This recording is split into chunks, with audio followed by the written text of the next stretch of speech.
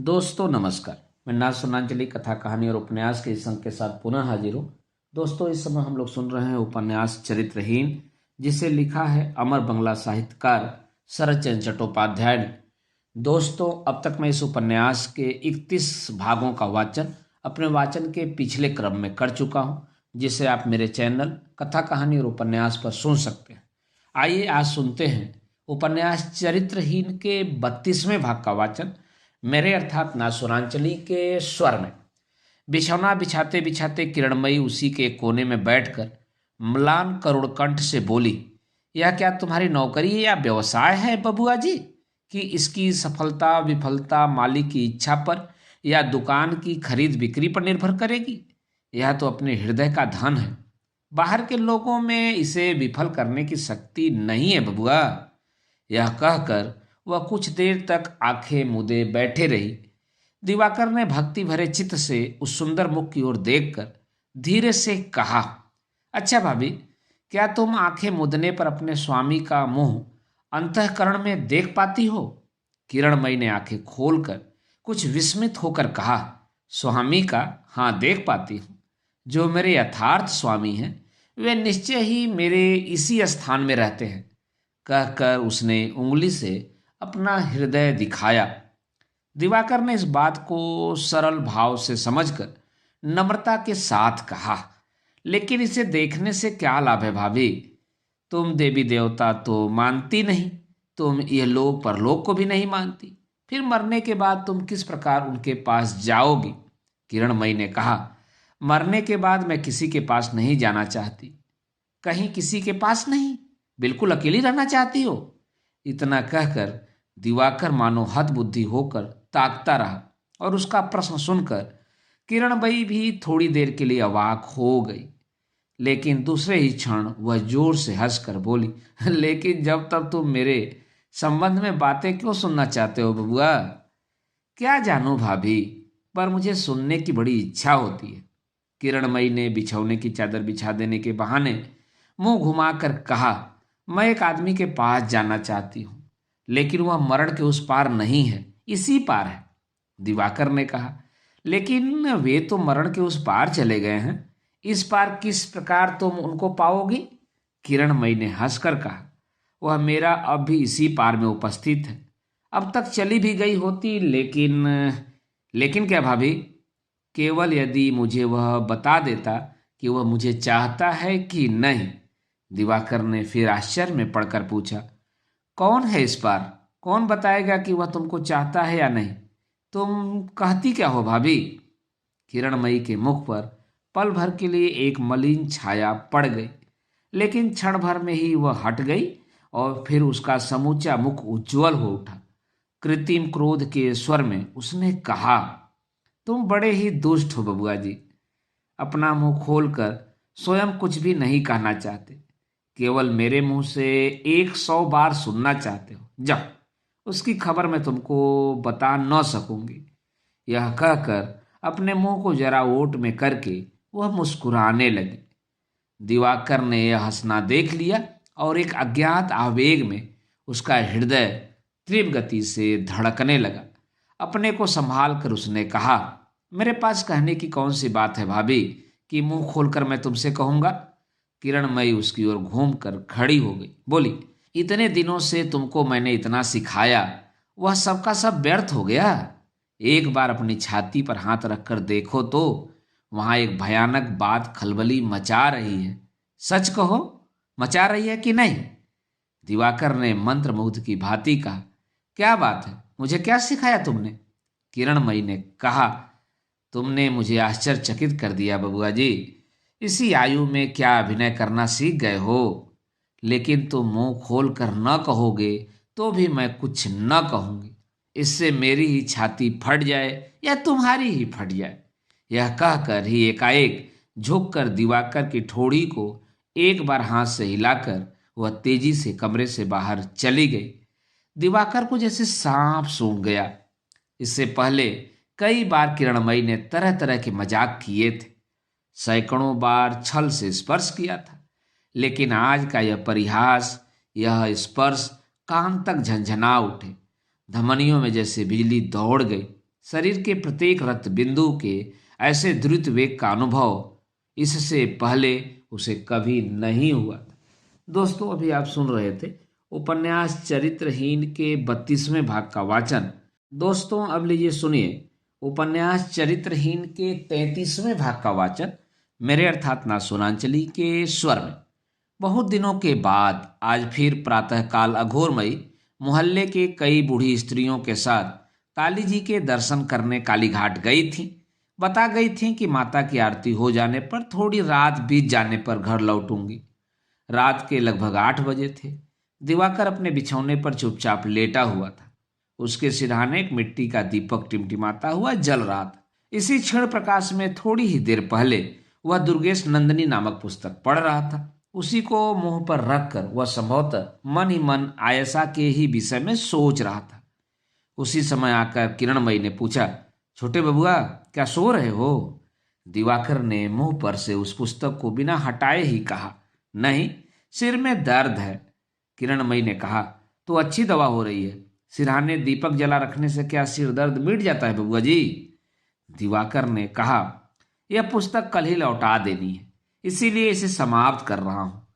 किरणमयी ने कहा, नेत्र बंद करके आयशा की चिंता करते रहने से पुस्तक समाप्त न होगी भाई। आंखें खोलकर पुस्तक पढ़ी जाती है, तो रहने दो, खा पी कर ही समाप्त करना। अब चलो, खाना ठंडा हो रहा है। दिवाकर की उठने की इच्छा नहीं थी। उसने विनय के साथ कहा, अभी रहने दो भाभी, मौसी को आ जाने दो, तभी खाना खाऊंगा। किरणमयी ने कहा, वह किस समय लौटेंगी इसका क्या ठीक है बबुआ? आज मेरी भी तबीयत ठीक नहीं है। सोचती हूँ उनके कमरे में उनका भोजन ढककर रख दूंगी, फिर थोड़ा सोऊंगी। उठो, तुमको खिला दूं। कहने के पश्चात पास आकर दिवाकर की पुस्तक को ऊपर उठा दिया। पास ही दिवाकर का लोहे का संदूक रखा था। वापस आकर उसी पर बैठ गई और फिर से ताकीद करते हुए बोली, अब उठो भी। मेरी उठने की जरा भी इच्छा नहीं हो रही है भाभी। इससे तो अच्छा है कोई बात करो, मैं सुनता रहूं। खाली बात करने से पेट तो नहीं भरता देवर जी, समय पर खाना भी पड़ता है। क्यों, क्या ख्याल है? जरा चुप रहकर दिवाकर ने पूछा, अच्छा भाभी, मेरे नहाने खाने सोने को लेकर तुम इतनी परेशान क्यों रहती हो? मुस्कुराकर उल्टे प्रश्न किया किरणमयी ने। क्यों रहती हूं, नहीं जानते? बिना बताए कैसे जानूंगा? यह तुम्हारी गलत बात है। बिना बताए भी जाना जाता है, और तुम जानते भी हो। शर्म से गड़ गया दिवाकर।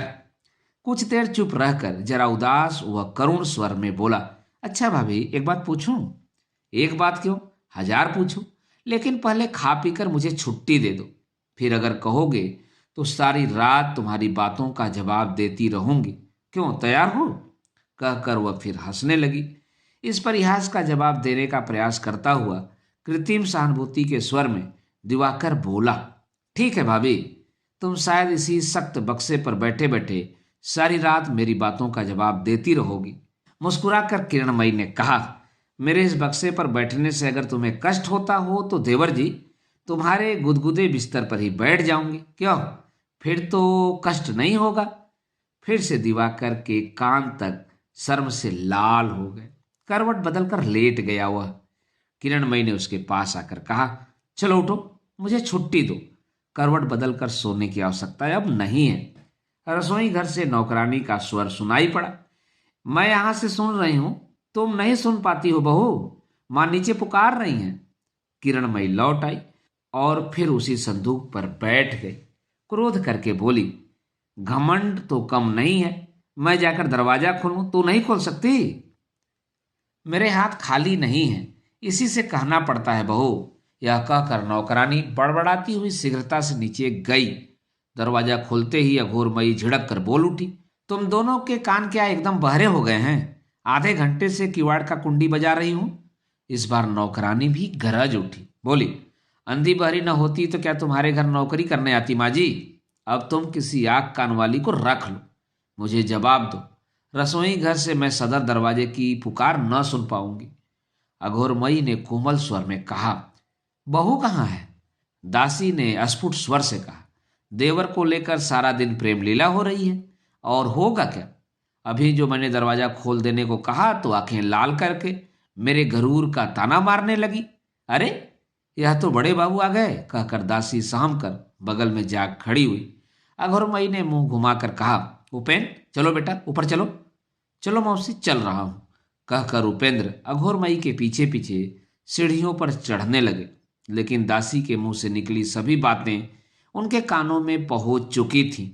ऊपर आकर अघोरमई ने कड़े स्वर से पुकारा, कहाँ हो बहू, जरा बाहर तो आओ, उपेन आ गया है। अंधेरी कोठरी में बैठी किरणमयी की छाती धड़कने लगी और बिछौने पर लेटे हुए दिवाकर का सर्वांग शिथिल हो गया। अघोरमयी ने फिर पुकारा, कहाँ गई? एक चटाई तो लाकर बिछा दो बहू, उपेंद्र क्या खड़ा ही रहेगा? किरणमयी ने बाहर आकर बरामदे में चटाई बिछा दी। उसके मुंह से सहसा बात नहीं निकली। उपेंद्र ने निकट आकर प्रणाम करके कहा, आप अच्छी तरह तो हैं भाभी? किरणमयी ने अपने को संभाल लिया, गर्दन हिलाकर कहा, हाँ, तुम कैसे हो बबुआ जी? बहू अच्छी तरह है ना? खबर न देकर इस प्रकार अचानक कैसे आ गए? लेकिन किरणमयी का कंठ स्वर सुनकर उपेंद्र आश्चर्य में पड़ गए। गले में मानो कहीं रस का लेश मात्र भी नहीं था, बिल्कुल सूखा और नीरस था। उपेंद्र ने कहा, मुवक्किल के पैसों से आना हुआ है भाभी, फिर कल तीसरे पहर ही मुझे लौट जाना पड़ेगा। काली घाट का काम समाप्त करके बाहर निकलते ही मैंने मौसी को देखा, तब से साथ ही साथ हूं। दिवाकर की खबर क्या है, बताइए तो, बाहर गया है क्या? किरणमयी ने कहा, सिर में दर्द है इसीलिए लेटे हुए हैं, क्या मालूम, संभवतः सो गए हैं। अघोरमयी का स्वभाव अच्छा नहीं था। यूं तो बहू का दोष दिखाने का अवसर पाते ही उसे वह कभी छोड़ती नहीं थी। उस पर से दिवाकर पर भी उसका चित्त प्रसन्न नहीं था। सवेरे उसको अपने साथ लेकर उन्होंने कालीघाट जाना चाहा था, लेकिन काम का बहाना करके दिवाकर ने अस्वीकार कर दिया था। तीखे स्वर से बोली, अभी तो तुम उसके कमरे से निकली हो बहू, वह सो गया है या नहीं यह भी तुम नहीं जानती? नहीं जानती, कहकर किरणमयी ने सास पर एक विष भरी दृष्टि डाल दी। उपेंद्र ने ऊंचे स्वर से पुकारा, दिवाकर। कोई आहट नहीं मिली। फिर उन्होंने पुकारा, दिवाकर सो गया है क्या? वह जाग ही रहा था, इस प्रकार की उपेक्षा न कर सका। आता हूं, कहकर धीरे से बाहर आ खड़ा हुआ। प्रणाम करके अस्पष्ट स्वर से पूछा, तुम कब आ गए छोटे भैया? सवेरे। तेरे सिर में दर्द है क्या? हाँ, है थोड़ा बहुत। अघोरमयी ने क्रोध करके कहा, सिर में दर्द होगा क्यों नहीं बेटा? पहले तो कुछ इधर उधर घूम फिर भी आते थे, अब तो तुम घर से एकदम ही बाहर नहीं निकलते। सवेरे मैंने कहा, मेरे साथ जरा कालीघाट चलो तो बेटा, तुमने जवाब दिया, नहीं मौसी, मुझे काम है। तुमको कौन सा काम था, बताओ तो। दिवाकर चुपचाप खड़ा रहा। उपेंद्र ने पूछा, चिट्ठी पत्री लिखना तूने बंद कर दिया है, किसी कॉलेज में एडमिशन हुआ? दिवाकर ने मीठे स्वर से कहा, कॉलेज खुलते ही एडमिशन ले लूंगा, अभी तक नहीं लिया। यह सुनकर उपेंद्र के दोनों नेत्र अंगारे की तरह जलने लगे। बोले, कॉलेज खुले 16-17 दिनों से अधिक हो गए हैं, तुम्हें संभवतः यह भी जानकारी नहीं है? दिवाकर का चेहरा कागज जैसा सफेद पड़ गया। वह काठ की मूर्ति की भांति खड़ा रहा। अघोरमयी अत्यंत क्रुद्ध होकर कहने लगी, उसको खबर कैसे होगा उपेन? इन दोनों में दिन रात न जाने क्या हंसी खेल, कानाफूसी, गपशप होता रहता है, इसे ही ये लोग जानते हैं। मैं बार बार कहती हूँ, बहू पराया लड़का है, लिखने पढ़ने के लिए यहाँ आया है, उसके साथ आठों पहर इतना मिलना जुलना किस लिए? भले ही देवर है, जवान देवर के साथ कुछ लाज शर्म भी करनी चाहिए, लेकिन कौन किसकी सुनता है? अघोरमयी उपेन की ओर देखकर बोली, तू यहाँ बैठा है उपेन, इसीलिए, नहीं तो अब तक आकर मेरा झोटा मुट्ठी में पकड़ लेती। यह मेरी बहू ऐसी ही लक्ष्मी है, मैं शपथ पूर्वक कह सकती हूँ उपेन, सब दोष इसी मुहजली का है। किरणमयी चुपचाप निकट ही खड़ी थी, एक बात का भी उसने उत्तर नहीं दिया। धीरे से वह रसोई घर की ओर चली गई। अघोरमयी ने उसी प्रकार क्रुद्ध स्वर से कहा, अजय, बड़े आदमी के लड़की, मेरे लड़के ने दिन भर खाया नहीं, कुछ खाने पीने का प्रबंध करेगी? इस प्रकार चले जाने से तो काम न चलेगा। किरणमयी लौट कर खड़ी हो गई, फिर स्वाभाविक स्वर से बोली, इसी के लिए जा रही हूं मां। उपेंद्र को लक्ष्य करके कहा, भाग मत जाना बबुआ, मुझे कुछ पूड़ियां बना लाने में 10 मिनट से अधिक समय न लगेगा। स्तब्ध मूर्छित प्राय दिवाकर से उसने कहा, छोटे बबुआ, चलो तुमको वहीं खाने को दे दूं, रसोई घर में चलो। माँ, दासी को क्या दुकान पर जरा भेज दूं, बबुआ जी के लिए कुछ मिठाई खरीद लाएं। अघोर मैया उपेंद्र कोई भी उसकी बातों का उत्तर न दे सके। इस बहू के अपरिमित संयम और असीम अहंकार ने मानो एक ही साथ बुद्धि के परे होकर कुछ देर के लिए इन लोगों को निर्वाक वज्राहत साहब बना दिया। लगभग 1 घंटे तक बातचीत करके अघोरमयी संध्या वंदना और माला जपने के लिए चली गई। किरणमयी ने निकट आकर कहा, मैंने अपने कमरे में तुम्हारा खाना परोस रखा है, बबुआ उठो। उपेंद्र चुपचाप उठकर आसन पर जा बैठे। किरणमयी पासी भूमि पर बैठ गई, बोली, आज थोड़ा बहुत जो कुछ है इसी से खा पी लो बबुआ जी, और अधिक वस्तुएं पकाने से व्यर्थ में बड़ी रात हो जाती। उपेंद्र ने मुंह ऊपर उठाकर देखा। दीपक के क्षीण प्रकाश में उसका चेहरा पत्थर की भांति कठोर दिखाई पड़ रहा था। भोजन की थाली को एक ओर ठेल कर वह बोले, भाभी, खाने के लिए इतना ही यथेष्ट है, लेकिन मैं खाने के लिए नहीं आया हूं, आपके साथ एकांत में 2 बातें करने आया हूं। किरणमयी ने कहा, यह तो मेरा अहोभाग्य है, लेकिन खाओगे क्यों नहीं? उपेंद्र पल भर टकटकी बांधे निहारते रहे। उनका कठोर मुख मानो और भी कठोर दिखाई पड़ने लगा। उन्होंने कहा, आपका छुआ खाने में मुझे घृणा हो रही है। किरणमयी चुपचाप गर्दन झुकाए बैठी रही। बड़ी देर बाद मुंह ऊपर उठाकर वह धीरे से बोली, तो इस दशा में खाने की आवश्यकता नहीं है। यह कहकर उसने फिर सिर झुका लिया। बाद को फिर मुंह ऊपर उठाकर जरा हंस पड़ी, बोली, घृणा होने की तो बात ही है, लेकिन तुम्हारे मुंह से ऐसी बात सुनूंगी ऐसा मैंने कभी विचार ही नहीं किया था। केवल एक ही मनुष्य था जो घृणा से थाली ठेल सकता था, वह है सतीश, तुम नहीं बबुआ। उपेंद्र क्रोध से, घृणा से, आश्चर्य से अवाक होकर देखने लगे। किरणमयी उसी प्रकार शांत कठोर भाव से कहने लगी, तुम्हारा क्रोध कहो, तुम्हारी घृणा कहो, सभी तो दिवाकर के लिए न बबुआ जी, लेकिन विधवा के लिए जैसा वह है वैसे ही तुम हो। उसके साथ मेरा संबंध कहाँ तक, कैसा जा पहुंचा है, यह तो तुम लोगों का केवल अनुमान मात्र है। लेकिन उस दिन जबकि अपने ही मुंह से मैंने तुम्हारे प्रति अपना अनुराग प्रकट कर दिया था, उस दिन तो मेरी दी हुई भोजन की थाली इस प्रकार घृणा से तुमने हटा नहीं दी थी। अपनी बात होने से क्या उल्टा स्त्री के हाथ की मिठाई में प्रेम की मिठास अधिक मिलती है बबुआ? उपेंद्र ने अंदर के न दबाने योग्य अपने क्रोध को बलपूर्वक रोक कर कहा, भाभी, आपको स्मरण दिला देता हूं कि आज भी मेरी सुरबाला जीवित है। वह कहती है, मुझे जो एक बार स्नेह करता है उसकी मजाल नहीं है कि फिर किसी दूसरे को स्नेह करे। मैंने केवल इसी भरोसे पर दिवाकर को आपके हाथों सौंप दिया था। मैंने सोचा था इन विषयों में सुरबाला से कभी भूल नहीं होगी।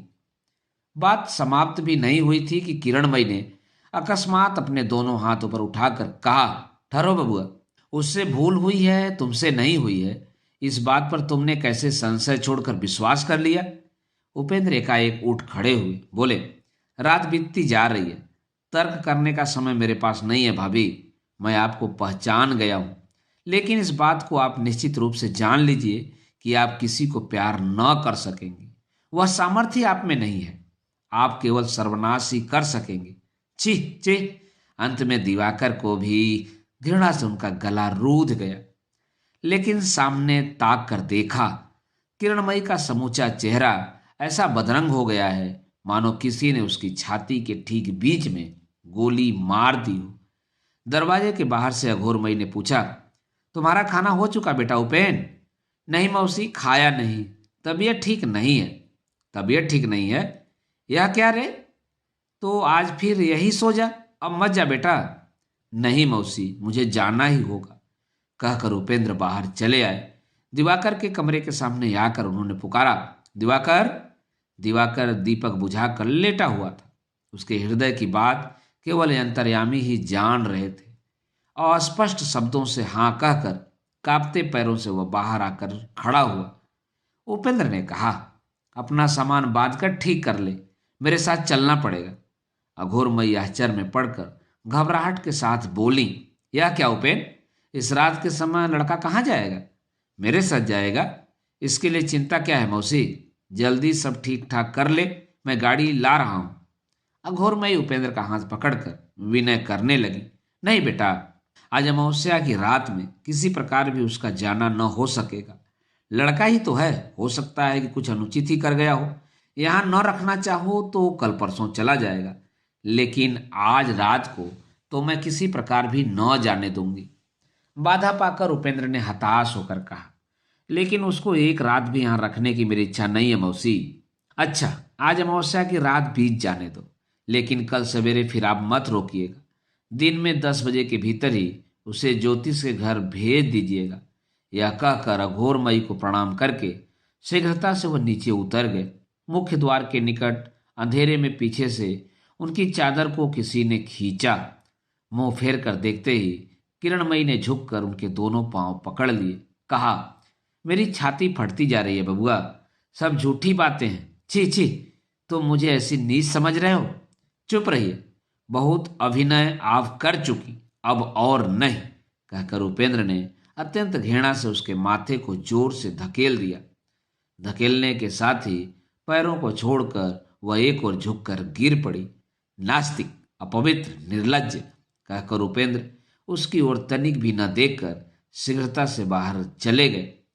किरणमयी फौरन उठ बैठी। संभवतः उसने चिल्लाकर कुछ कहना चाहा, लेकिन उसके गले से आवाज नहीं निकली। केवल खुले दरवाजे की ओर निहारती रही और नेत्रों से मानो आग की चिंगारियां निकलने लगी। बहुत दिनों पूर्व ठीक इसी स्थान पर खड़ी होकर उसके दोनों नेत्रों से ऐसी ही उन्मत्त दृष्टि, ऐसी ही प्रज्वलित शिखा दिखाई पड़ी थी। जिस दिन सतीश के साथ उपेंद्र पहले पहले आकर बाहर निकले थे, फिर आज अंतिम विदाई के दिन भी उसी के विरुद्ध उन्हीं आंखों से उसी तरह आग जलने लगी। अरे बहू, तुम इस तरह क्यों बैठी हो? तू क्या घर जा रही है? कहकर किरणमयी हड़बड़ा कर उठ खड़ी हुई और दासी का हाथ पकड़कर बोली, जरा मेरे कमरे में चल तो, तुझसे दो बातें कर लो। यह कहकर वह उसे बलपूर्वक अपने कमरे में खींच ले आई और चिराग तेज करके उसने बक्स खोलकर उसमें से चांदी के दो मोटे मोटे कड़े निकालकर दासी के हाथ में दे दिए और कहा, तेरी लड़की को पहनने के लिए दे रही हूं। नहीं नहीं, मेरे सिर की कसम, तुझे लेना ही पड़ेगा। संभवतः फिर कभी भेंट न हो।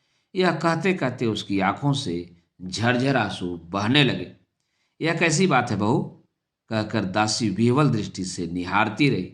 किरणमयी ने आंखें पोंछते हुए कहा, तेरे अतिरिक्त मेरा अपना कोई नहीं है। तुम मुझे यहां से बचा, यहां रहने से मेरी छाती फट जाएगी। दासी ने चुपचाप किरणमयी को सिर से पैर तक ध्यान से देखकर कहा, मैं सब समझती हूं बहू, मैं भी तो औरत ही हूं। मेरे मर्द ने जिस दिन पोखरे के घाट पर रोक कर कहा था, मैं अब जाता हूं मुक्ता, संभवतः अब फिर भेंट न होगी, तब मैंने भी उसके पैरों पर गिरकर रोक कर कहा था, मुझे अपने साथ ले चलो। छोड़कर चले जाने से मेरी छाती फट जाएगी। शायद कल सवेरे ही छोटे बाबू जाने वाले हैं। किरणमयी ने कहा, हाँ, लेकिन कलकत्ता में अब हमारा रहना न हो सकेगा। कहाँ जाएं बताओ? दासी तनिक भी चिंता न करके बोली, तो तुम अराकान जाओ ना, सुख से रहोगी। मेरी छोटी बहन भी वहीं है, मेरा नाम लेने से वहां तुम लोगों को बड़े आदर से रखेगी। आज है मंगलवार, कल तड़के ही जहाज छूटेगा, वहां जाओगी बहू? किरणमयी ने दासी का हाथ पकड़कर कहा, जाऊंगी। दासी ने धैर्य देकर कहा, तुम लोग तैयार रहना, मैं तड़के ही गाड़ी लेकर आऊंगी। कोई भी न जान सकेगा कि तुम लोग कहाँ चले गए। जाओ बहू, जाओ, छोटे बाबू को छोड़कर तुम बचोगी नहीं। बबुआ जी, उस समय संभवतः भोर का समय था। दिवाकर चौंक कर उठ बैठा। ठीक सामने ही किरणमयी दिखाई दी। दिवाकर ने चौंक कर कहा, कौन, भाभी हो क्या? हाँ बबुआ जी, मैं ही हूं, कहकर वह विह्वल दिवाकर की छाती के ऊपर अचानक अवधि होकर गिर पड़ी। बोली, बबुआ जी, सुनती हूं तुम मुझे छोड़कर चले जाओगे। कहाँ जाओगे, देखूं तो? उत्तर में दिवाकर अवाक हो गए। उसके दोनों नेत्रों में आंसू भर आए। किरणमयी उठ बैठी और आंचल से उसके दोनों नेत्र पोंछ कर बोली, छी, क्यों रोते हो भाई? भाभी, मैं निरुपाय हूं।